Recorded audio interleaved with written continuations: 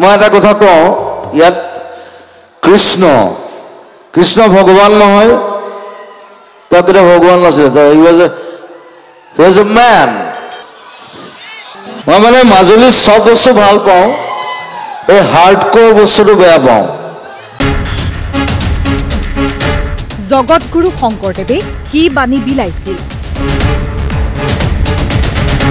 মাজুলীৰ জুবিন বিতৰ্কৰ পিছত মহাসভাৰ মহাবিস্ফোৰণ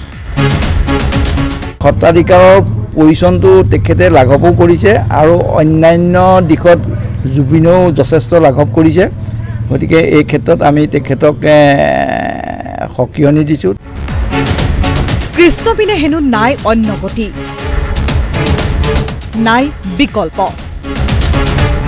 কৃষ্ণক বাদ দি অন্য দেৱ দেৱীক স্মৰণ কৰিলে হেনো পাপত ভুঞ্জিব কৃষ্ণই আমাৰ লৰ্ড কৃষ্ণই আমাৰ একমাত্ৰ ভগৱান গতিকে কৃষ্ণৰ বাহিৰে কাকো আমাক পুজিবলৈও হাক দিছে চাবলৈ গ'লে এনেকুৱাকৈ কৈছে যে তেওঁক কৃষ্ণৰ বাহিৰে যদি অন্য দেৱ দেৱতাক স্মৰণ কৰে তেওঁ পাপতে পৰিব এনেকুৱাকৈ কৈছে যে তেওঁক কৃষ্ণৰ বাহিৰে যদি অন্য দেৱ দেৱতাক স্মৰণ কৰে তেওঁ পাপতে পৰিব এনেকুৱাকৈ কৈছে যে তেওঁক কৃষ্ণৰ বাহিৰে যদি অন্য দেৱ দেৱতাক স্মৰণ কৰে তেওঁ পাপতে পৰিব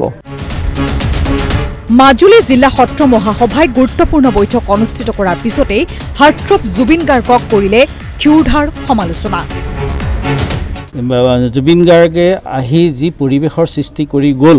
যি আজি মাজুলীৰ ঐতিহ্যত আঘাত আহিছে আমাৰ প্ৰভু ঈশ্বৰসকলৰ সন্মানত আঘাত আহিছে আমাৰ ৰাইজ ক্ষুণ্ণ হৈছে গতিকে এই দিশত ভৱিষ্যতে যাতে পুনৰাবৃত্তি আকৌ জুবিন গাৰ্গক লৈ পেলাই যাতে মাজুলীত নহয় তাৰ কাৰণে আমি জুবিন গাৰ্গক আজি সভাই সিদ্ধান্ত লৈছে যে কোনো ধৰণে তেওঁ আমাৰ মাজলৈ আহিব নালাগে জুবিনক নিষিদ্ধ কৰাৰ আহ্বান জুবিনে অসুস্থ হৈ সংগীত পৰিৱেশন কৰি সত্ৰাধিকাৰক মঞ্চতে অপমানিত কৰাৰ দাবী মাজুলী জিলা সত্ৰ মহাসভাৰ তেখেতে আৰু অসুস্থ হৈ মাতাল হৈ যাতে কেতিয়াও এনেকুৱা ফাংচন নচলায় আমি অসম সত্ৰ মহাসভাই অসম চৰকাৰক আমি আহ্বান জনাইছোঁ যে এনেকুৱা যুৱ মানসিকতাক শেষ কৰি দিবলৈ বিচৰা যুৱ মানসিকতাক নষ্ট কৰিবলৈ বিচৰা এই মানুহজনক এই শিল্পীজনক কেতিয়াও অত্যত যাবলৈ দিব নালাগে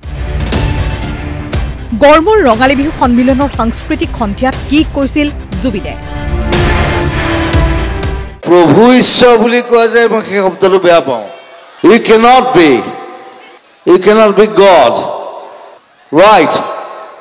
আৰু বুদ্ধিজীৱত কয় যে বুদ্ধই কৈছে যে you are God I am not যেটা বুদ্ধই কয় তে আমাৰ মনে কিয় কয় যে প্ৰভু ঈশ্বৰ মই ঘেণ্টা নেই হ্যাঁ so এইবিলাক বস্তু নাকিয়া কৰিব লাগে so don't say প্ৰভু ঈশ্বৰ yes you respect right you respect me don't say that তেতিয়া মোক খং উঠে এই প্ৰভু ঈশ্বৰ এইবিলাক নাই এইবিলাক হিন্দুইজমতো নাই ক'তো নাই সেই বিতৰ্কিত মন্তব্যৰ পিছতে জাঙুৰ খাই উঠিল জিলা সত্ৰ মহাসভা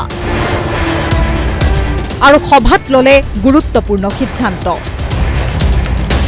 জুবিনৰ বয়স হৈছে বুলিও নিষিদ্ধৰ আহ্বান তেওঁক বেন কৰা আমি খুব বিচাৰিছোঁ তেওঁক যাতে বেন কৰিব লাগে তেওঁ বয়সো হৈছে আৰু তেওঁ আৰু যাতে ফাংচন কৰিব নালাগে বিতৰ্কিত মন্তব্যৰে জুবিনে কাৰোবাৰ মনত আঘাত দিয়াটো নিঃসন্দেহে কাৰোৰে নহয় কাম্য পিছে অন্য দেৱ দেৱীক স্মৰণ কৰিলে পাপত ভুঞ্জিব বুলি কি বাৰ্তা দিব খুজিলে এইজন মহাসভাৰ প্ৰতিনিধিয়ে কৃষ্ণৰ বাহিৰে যদি অন্য দেৱ দেৱতাক স্মৰণ কৰে তেওঁ পাপতে পৰিব কৃষ্ণৰ বাহিৰে যদি অন্য দেৱ দেৱতাক স্মৰণ কৰে তেওঁ পাপতে পৰিব কৃষ্ণৰ বাহিৰে যদি অন্য দেৱ দেৱতাক স্মৰণ কৰে তেওঁ পাপতে পৰিব সত্ৰৰ উপাসক হলেও কোনো নৱপ্ৰজন্মৰ প্ৰতিনিধিয়ে অন্য দেৱ দেৱী অথবা ধৰ্মক আৰাধনা কৰাটো দুখনীয় হ'ব নেকি তাৰ উত্তৰ কোনে দিব মাজুলীৰ পৰা হিতেশ কুমাৰ দলে DY 365